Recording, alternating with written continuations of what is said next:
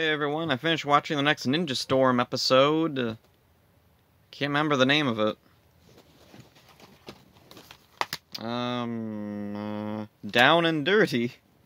Oh, I could use that Dirty Percy clip again. So anyway, this episode starts off with Lothor scolding Vexicus for melting Motodrone. Deja vu. Didn't the last episode start with him scolding Vexicus for killing Zergain? Whatever, anyway, Blake and Hunter are getting ready for a motocross race.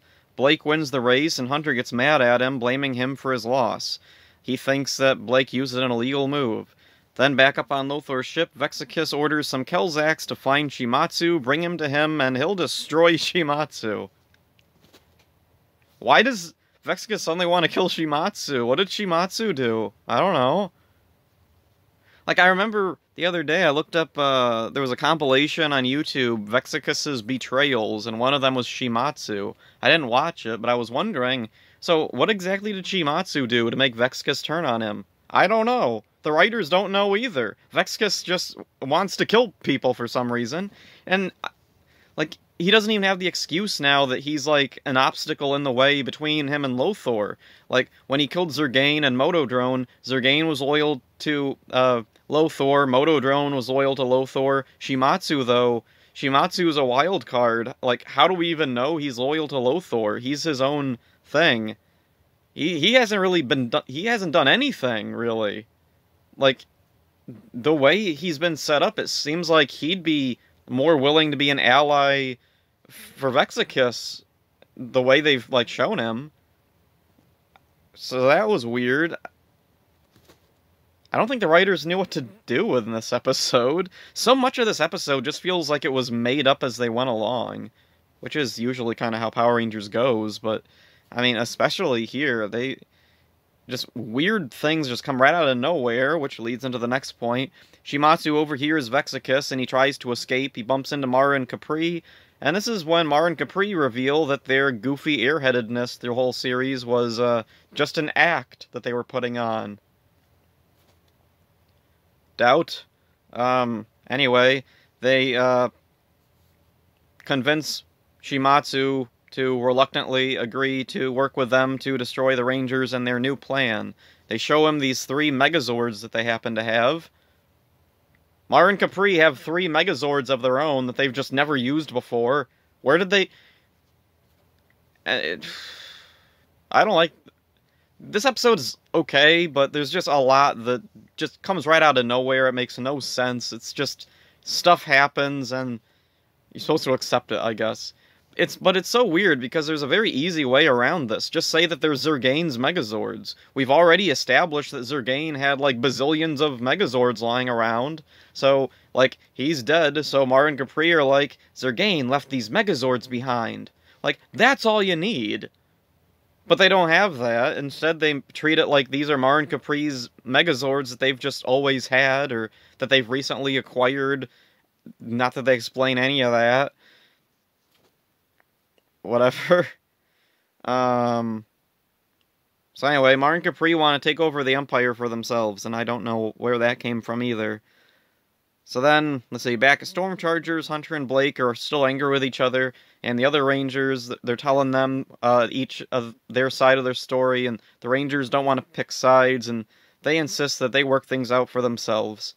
And this whole character thing, this Hunter-Blake story, it's fine. It's one of the better parts of the episode, because it's handled really well, but it's just weird. Why is this here in the third to last episode, the last episode before the 2-part finale? So then, let's see.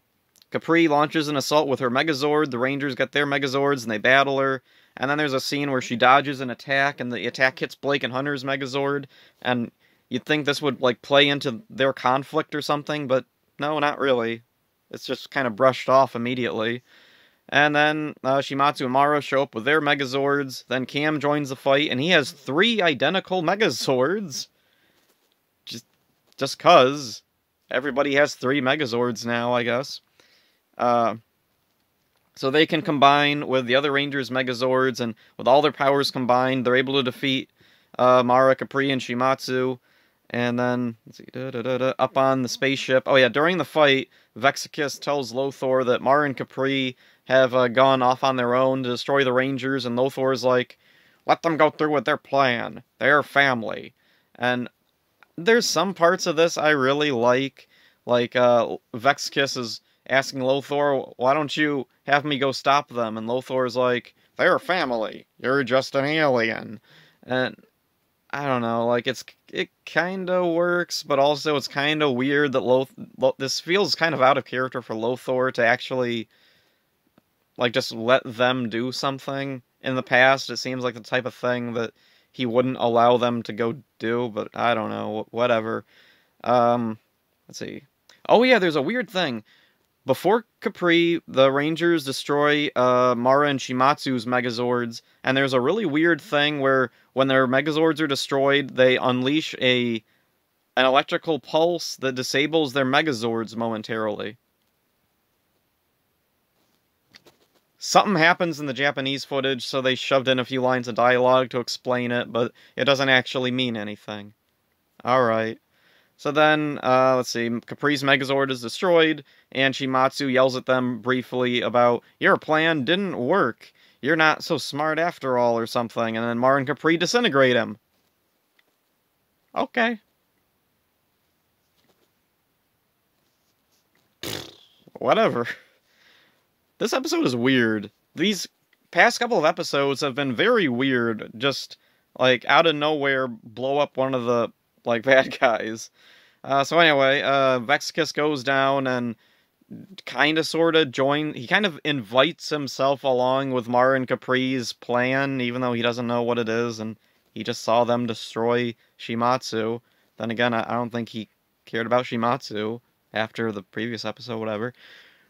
Anyway, let's see, at Storm Chargers, or no, wait, no, it's at the racetrack. Hunter and Blake are going to race each other to settle their argument. Blake wins again, and Hunter admits that he was wrong and congratulates Blake, and they tell each other how, like, they need to trust each other. They'll always be there for each other, because they're brothers, and it's fine. This episode is really unbalanced and unfocused. There's just so much stuff that's just there.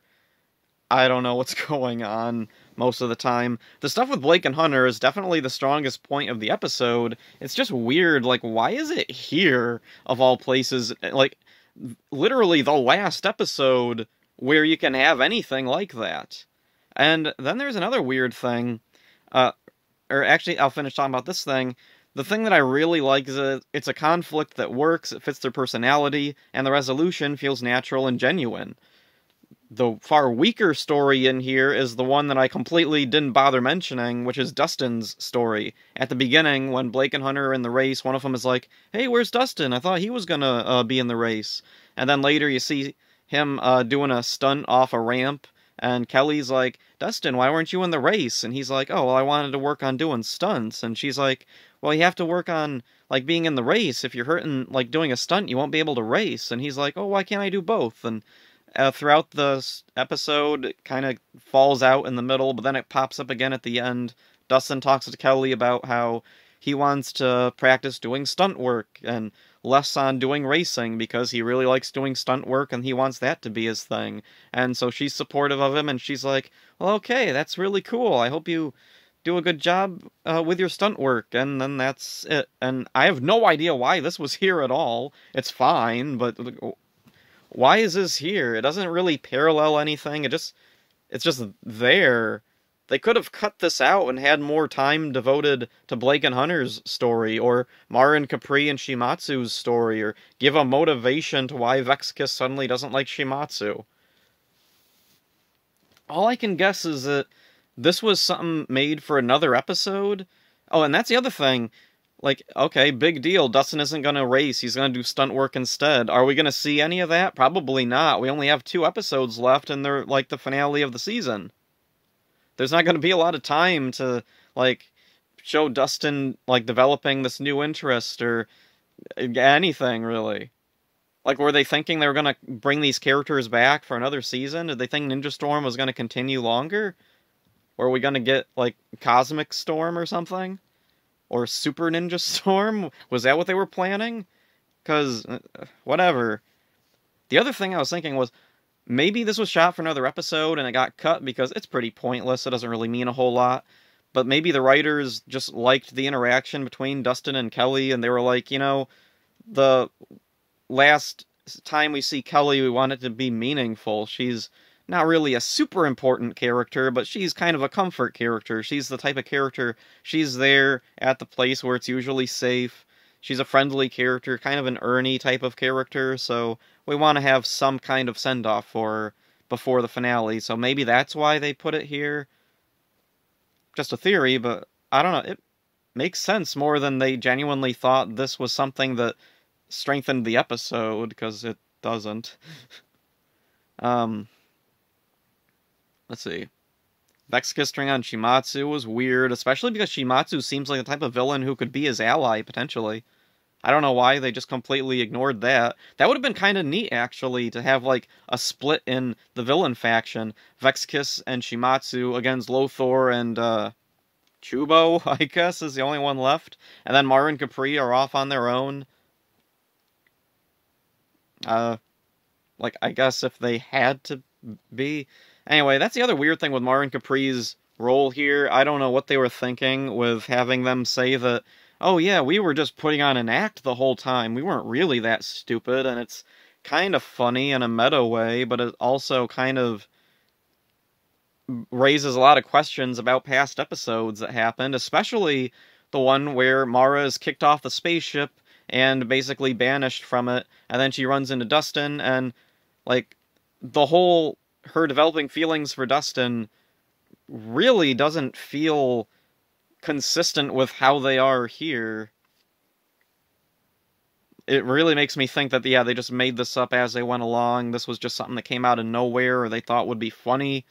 A lot of the times in Ninja Storm, there's stuff that just happens, and I'm not really sure. Was it because it was supposed to be funny, or is it just because the writers wanted to get from point A to point B? There wasn't really that logical of a way to go, so they just were like, do whatever, and we'll get there. So anyway,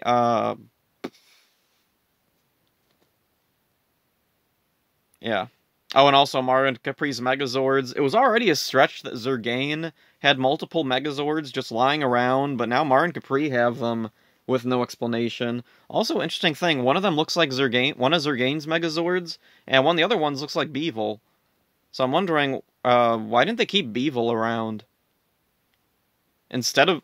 You know what? Shimatsu was the most pointless character in Ninja Storm. In his, premiere episode, what's he do? He doesn't really do anything himself. He has other monsters that he, controls. We could have just cut Shimatsu entirely and just had those wolf monsters. And then after that, what's he do? He doesn't really do anything. He hangs around Lothor's ship. He doesn't do anything. And then there's times where, they kind of set something up and then they don't go anywhere with it. Like that time where there was that magic scroll in the box or whatever, and Shimatsu says to Lothor, I'm not worried about what's in the box, but if they discover it's secret. That's setting up he knows something about what's in the box, and he's going to, because he tells Lothor he must know something about it, and they're going to start up a plan to get it away from the Rangers, right? Nope, that never comes up again. He might as well have just not talked to Lothor at all about it. Yeah, Shimatsu doesn't contribute anything in his very brief tenure as a villain. He has no special abilities, his backstory means nothing, he's just there. He's one of the oddest choices of Ninja Storm. I really wonder, why didn't they just get rid of him? There was no reason to keep him around. Was he a general in Hurricaneer? Who cares? You barely use any of his footage anyway. Just have him be a one-off monster. It's not like they ended up using much of his footage anyway. So yeah, it's not a bad episode, but it's really weird. It's in a weird place of the show because it's placed so late, literally right before the finale. So, it's fine. For all the problems I had with it and stuff that just comes out of nowhere, it's a testament to Ninja Storm that it's all still entertaining. The people who were making it knew how to put together a show, even if, there was problems behind the scenes or rewrites or whatever messes was going on behind the scenes that resulted in episodes like this, where there's plot points that mean nothing, characters that mean nothing, stuff just coming right out of nowhere. but it's all still watchable and entertaining, and, like, even the worst episode, which is General Deception Part 2, in my opinion, it's still an okay episode. Like, there's no episode here that, like, if someone sat me down to watch it, and I didn't know which one it was going to be, and they put on, like, General Deception Part 2, I'd still have a good time. I'd still like it. Like, it's definitely leagues above an episode like Red Romance from Lost Galaxy that's just boring and cringy and awful, and I don't want to watch it. Or even upcoming episodes, and especially episodes from way later down the line in Neo Saban, where they're just... ugh. So yeah, that's Ninja Storm. Next up, the 2-part finale, and then on to Dino Thunder, which I'm actually kind of excited to see, because in the past, I've never liked Dino Thunder. I remember when I was little and it came on, I didn't like it then. I didn't like it as a teenager. I didn't like it as an adult when I was rewatching it on DVD. But, like, I always see fans saying that Dino Thunder is their favorite season. It's top tier. It's peak Power Rangers. And I never really got it. Like, I don't know. I am excited to watch it again because it's been a while. So I'm hoping maybe on this rewatch I'll finally be able to see what it was all the other fans saw, considered so highly about Dino Thunder. So that's it for this one. Hope you enjoyed it. See ya.